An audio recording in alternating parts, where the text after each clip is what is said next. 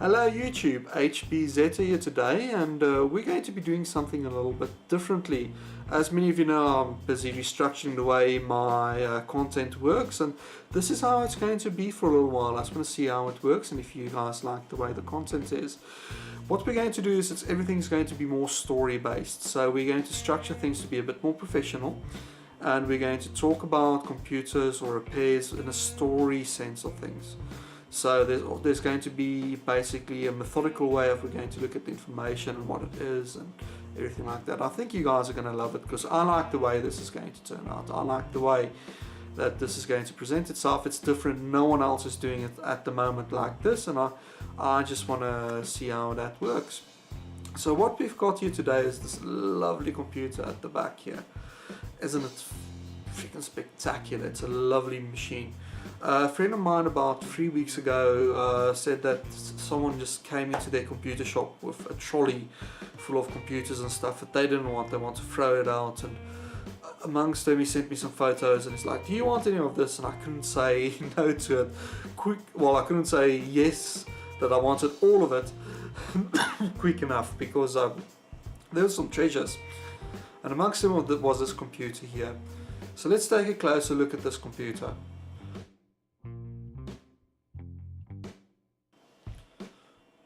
As you can see, it is absolutely spectacular. It's a mint computer.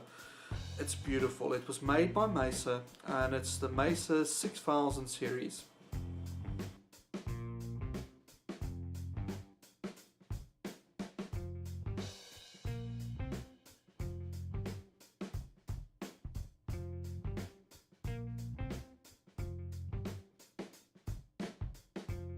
And now let's take a listen of how it actually sounds. It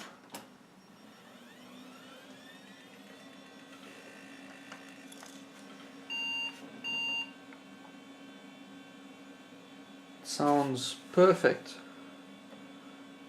It has display. Now this was kindly donated to me by a very good friend of mine. We'll see if the turbo light works, but we don't get a display on the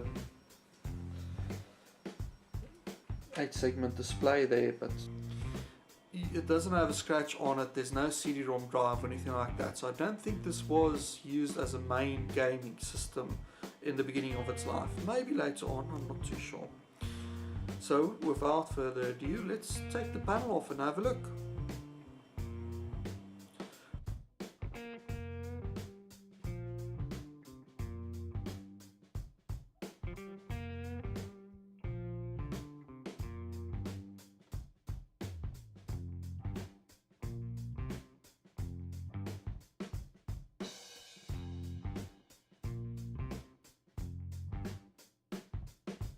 Right, sorry about the strange camera angles, but we're going to have to rotate the camera a little bit and have a look around. And most important here is I need to have a look and see if that battery has leaked in there. And of course, no, this machine is absolutely mint inside. It's a 486 DLC, which basically it's a 386 with the 486 instructions made by Texas Instruments based on a Cyrix design. It's a beautiful system inside.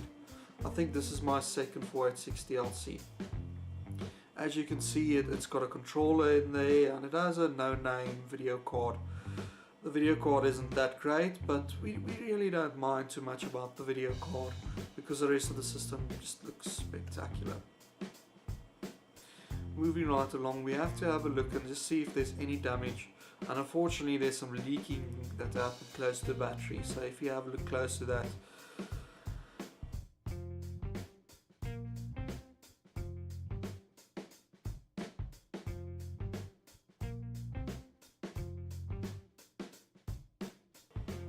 yeah, there's some leaking that happened close to the battery, and having a look closer to that, I just quickly flipped the power supply over to have a look, and it's not the battery, because the battery, remember, it looked fine, there was no leakage, but for some reason there's this white stuff, and I'm fairly sure that's due to the motherboard.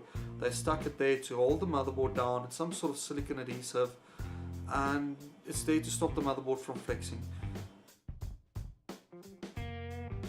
So let's have a look and see if there's any damage on this board. There's a tiny little bit of corrosion there, but having a look at the rest of the motherboard, after taking out the graphics cards, you can see that the system is spectacular. It doesn't have any faults at all or any problems. It is mint. It looks beautiful.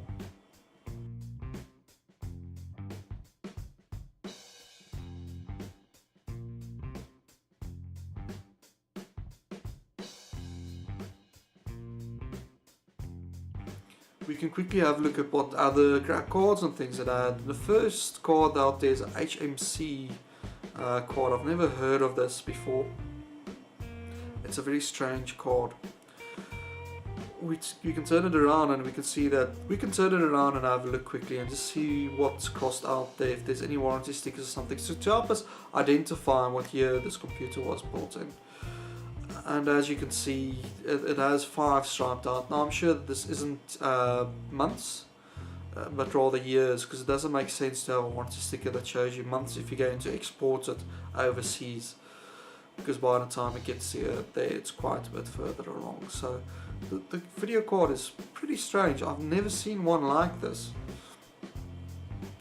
Moving up, we can have a look quickly at the controller. The controller itself is the bog standard ISO controller you had later on, and it looks good. It doesn't have a game port or anything fancy, but let's just move around, let's turn it around, just maybe we're lucky and there's a guarantee sticker there. Wow, okay, it does have a guarantee sticker, but something is a bit strange here. The guarantee sticker says that it's 1996 this card was manufactured, which is a bit odd for ISO card of this size. I mean, at this stage we had already the Pentiums, I think it was up to 166 megahertz in 96. But nonetheless, we've got the card and it has a date, maybe it was upgraded or something of the sort.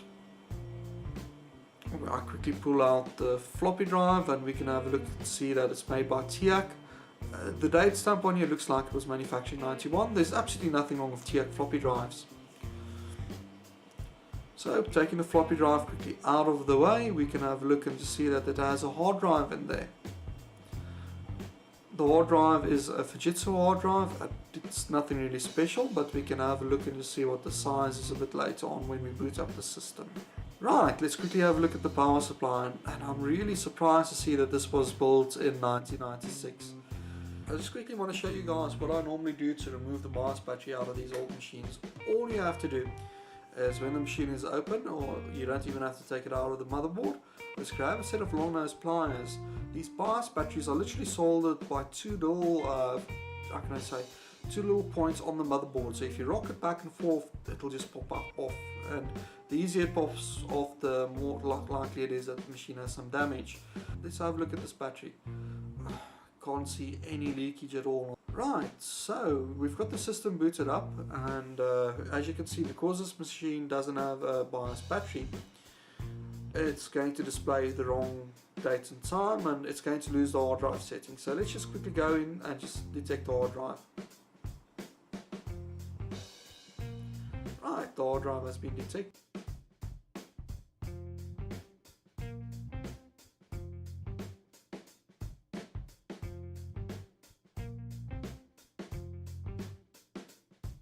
And there's absolutely nothing wrong in the rest of the settings that can show that will stop us from booting the machine.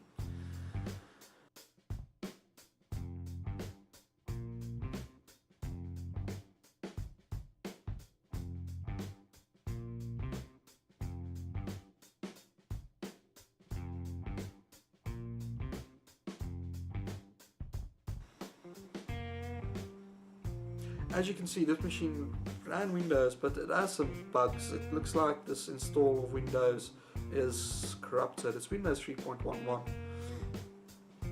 It had a game directory, but it's been deleted.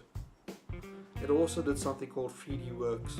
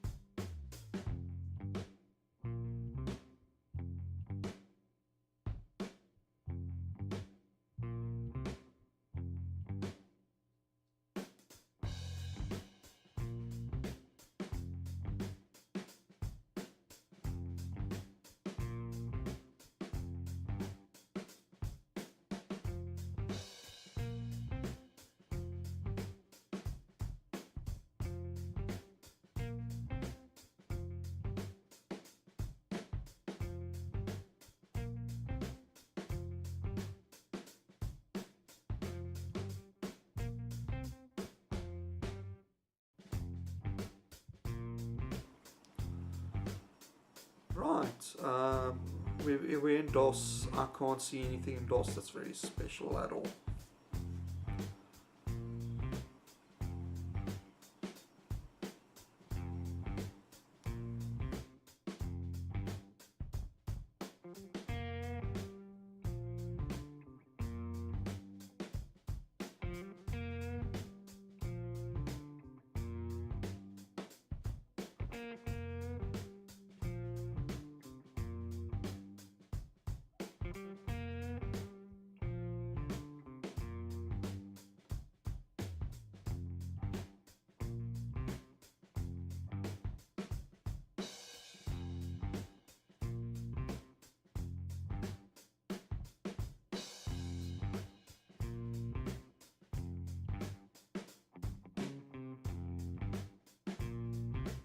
Hi guys, welcome back.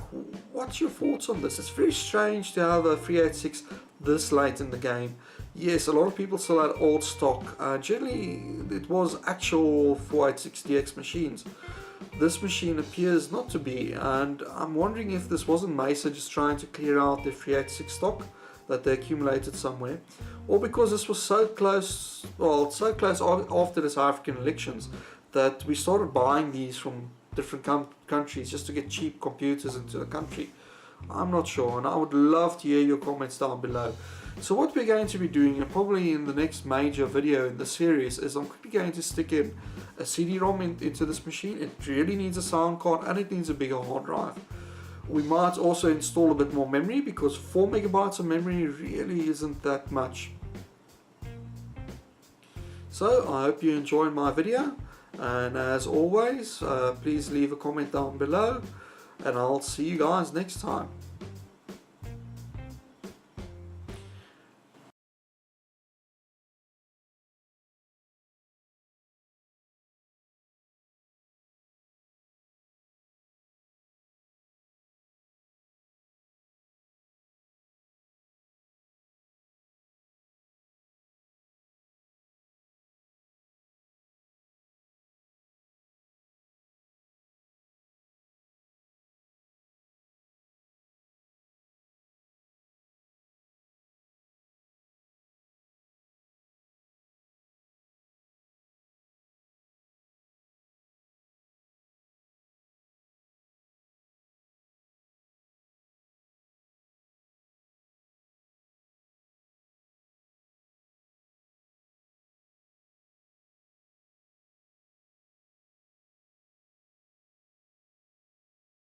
Hey YouTube, this is HPZ here today, and this is a motherboard that's completely dead. It has a broken north bridge that'll actually heat up to insane temperatures. Debug card doesn't even see a working clock from the motherboard, doesn't have any outputs or anything. So yeah, it's supposed to on this one.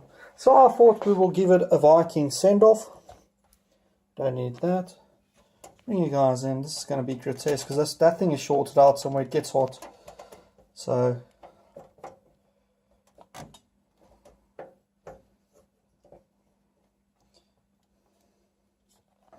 let's get some fun out of this.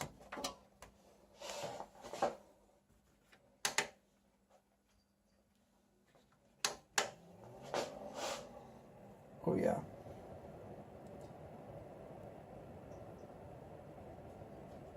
Oh, that's boiling. Oh, that's like bubbling. Ugh, that ain't good.